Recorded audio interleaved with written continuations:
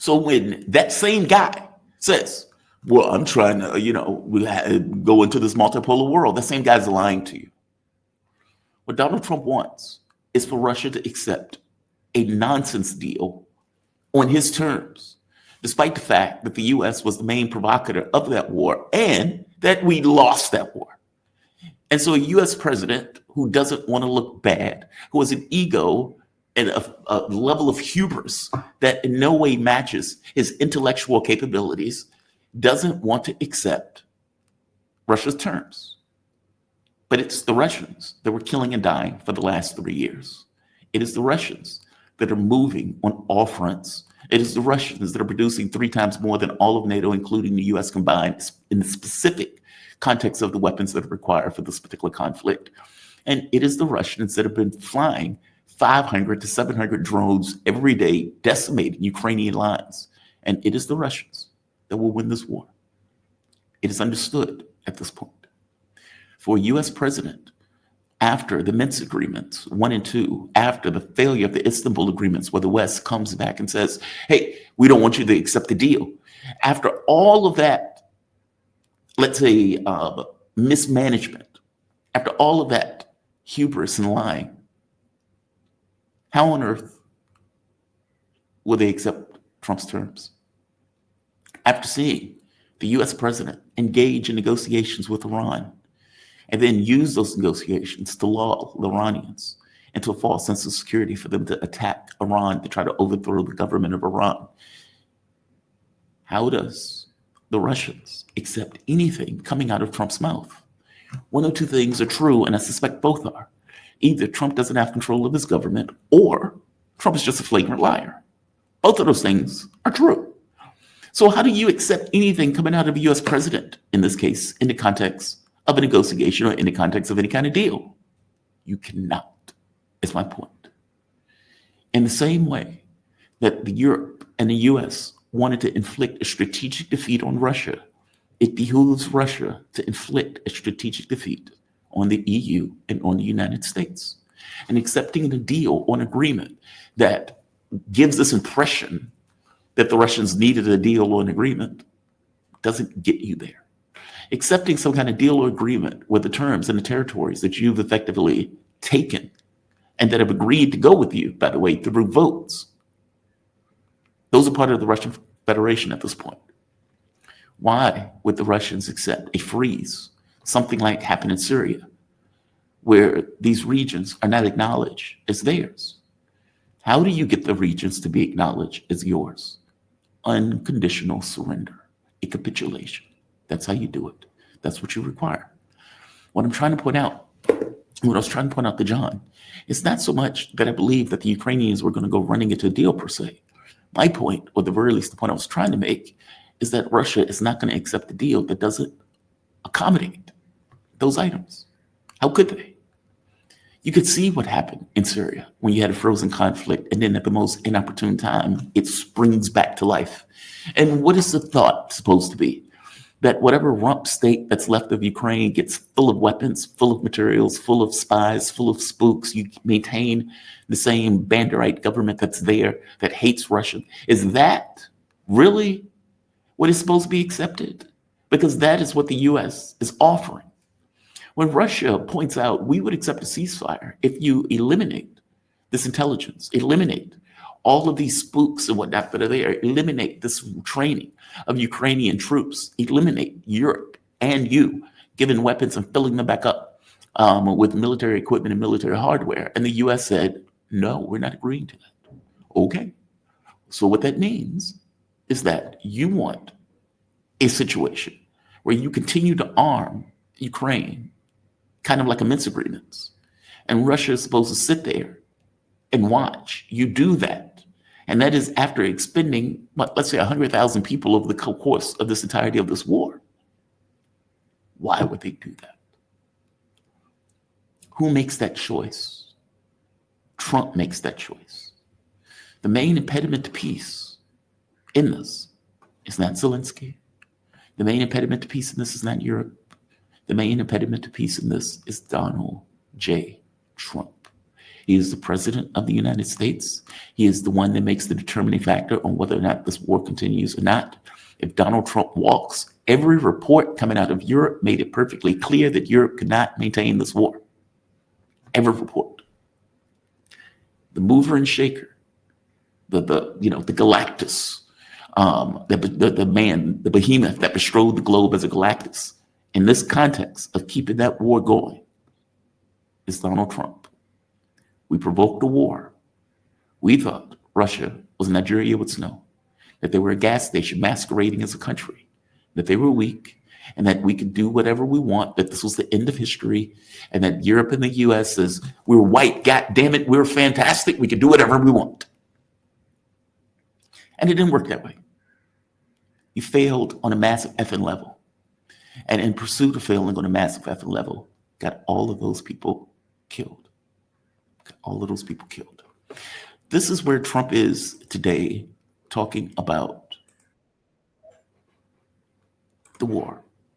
Listen to what he says here, because now, after realizing that Putin has no F's to give, is not listening to him, is not paying attention to him, just looks at him as a blowhard that knows that he has no cards to play short of going to nuclear war to defend Ukraine.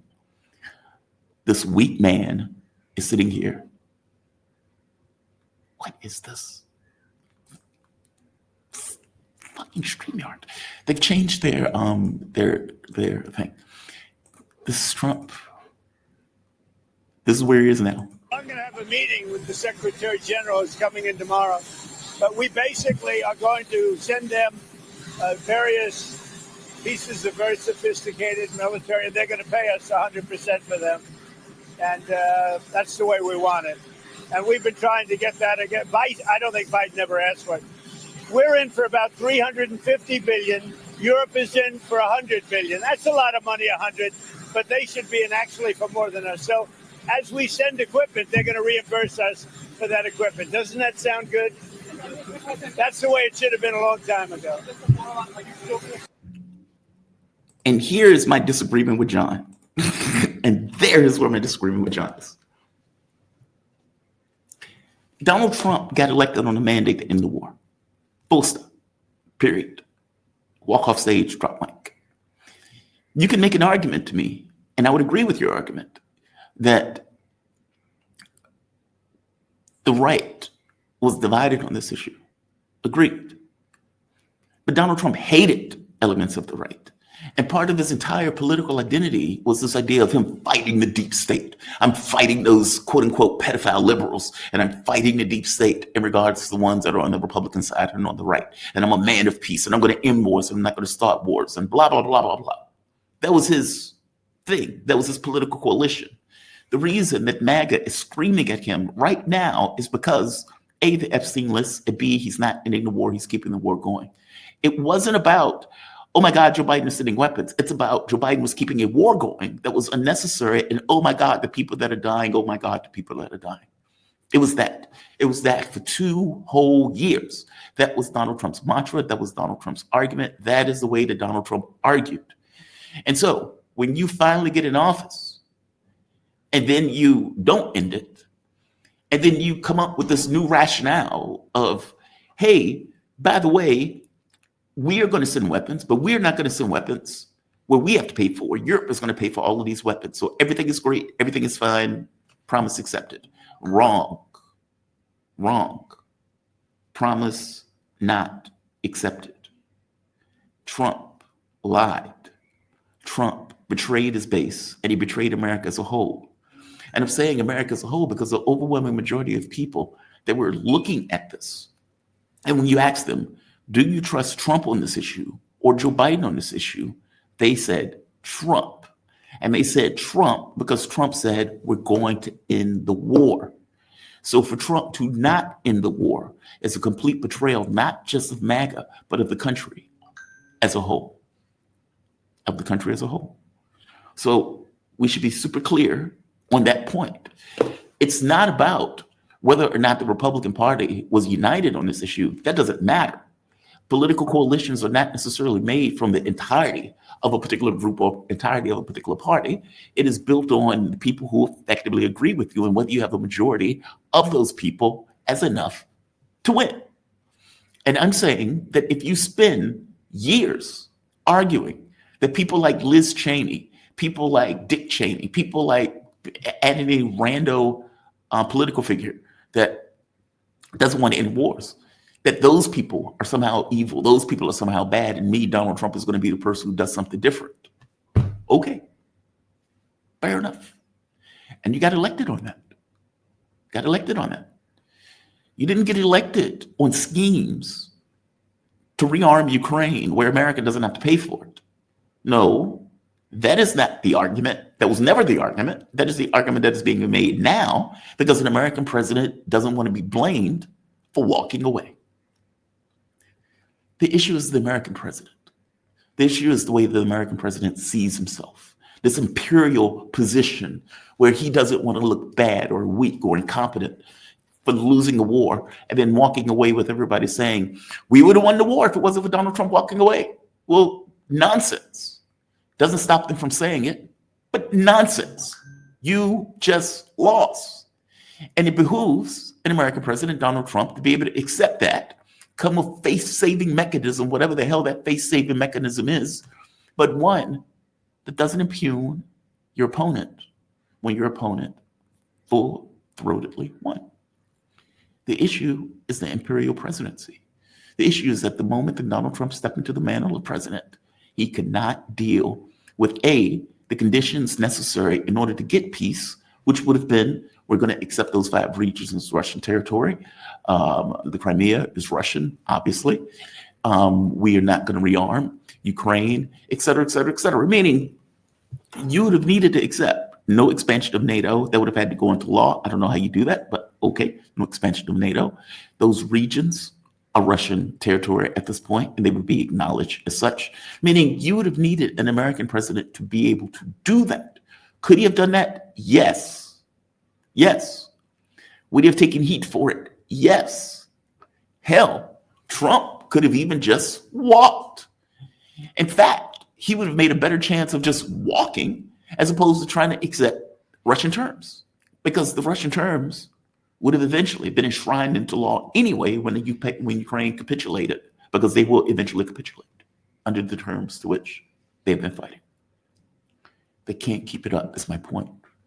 And they definitely can't keep it up if America walks. Donald Trump could have just walked. Donald Trump chose not to walk. This is Donald Trump's war at this point. You can't blame Joe Biden. If you're still feeding weapons to Ukraine, that is you, as an American president, Donald Trump, feeding weapons to Ukraine in order to prolong the war. I just want to be very clear on that point. I want to nail that point down. This is no longer just Joe Biden's war. Trump can't just keep saying, oh my God, this is not my war, this is not my war, this is Joe Biden's war. You can't keep saying that. That video pointed out that you, Trump, are giving weapons to Ukraine. That is a betrayal. That is a complete, outright lie and betrayal to MAGA. Full stop. Full stop. So we need to be super clear. The United States is not pulling out or agreeing with multipolarity nonsense. This is not, quote unquote, Joe Biden's war at this point. This is Donald Trump leading this war. This is not Trump as a negotiator while simultaneously working and pursuing his objectives in the war. Think about how insane that is. I am sending them weapons in one sense. However, I am also negotiating in another. You're a negotiator and a member of the conflict? Really? Really? That's what you want me to believe? Is that what you want me to believe? I don't believe you, sir. I don't believe you. Truth of the matter is, the main impediment to ending this war is Donald Trump. It's not Zelensky. It's not Europe. It is Donald Trump. He's the president of the United States. The U.S. is the main provocateur of this conflict. Our CIA spooks, spies, and whatnot have been in that country going back for 20 years, give or take. And in the context of us overthrowing the government in 2014, kicking out Yanukovych, it was our space. This idea that Ukraine is an independent actor is nonsense. When Joe Biden made that argument, that he went to Zelensky and said, fire the prosecutor or else you're not getting $1 billion. Think of how weak a government needed to be for you to hold $1 billion over its head and tell it to fire one of its public servants because you didn't like the fact that they were investigating your rambunctious child who is a criminal working in that country, and the country has to accept. I've had Telizhenko on this show where he pointed out that CIA officers, or let's say the US government, was telling them to fire on the Donbass region, meaning this idea that they had independent will, self-determination. It's nonsense, complete nonsense. That country was a sock puppet. They were, for all intents and purposes, a proxy of US will and US intention. And I'm saying if the US pulls away that will, pulls away that intention, as Telizhenko say, pull out the CIA officers and leave it to its devices, it will collapse. And when it collapses, it will become something else that is not necessarily a proxy of the United States. I am pointing out that that is purely determined by the US. Europe doesn't have the capability of keeping this up. This is purely determined by America. Purely determined by America. So there is that. My guest is going to be coming on shortly, but I just wanted to nail that point down. Love John to death. Completely disagree with him on this point. And by the way, one last point for this, and this is not me poking fun at Ritter, but why do you think Ritter's response to Trump was so schizophrenic? Because Ritter wanted the war to end. You can imagine that would be a very good business interest for him. And it is very difficult if the war continues. He believed Trump was going to end the war. And so when you asked him things on various topics, those topics dovetail with Trump's point of view on either Gaza, Hamas, Iran, etc. America's America, Iran is Iran. So, Iran should just bend over. It was that. But that was when he thought Trump was going to end the war.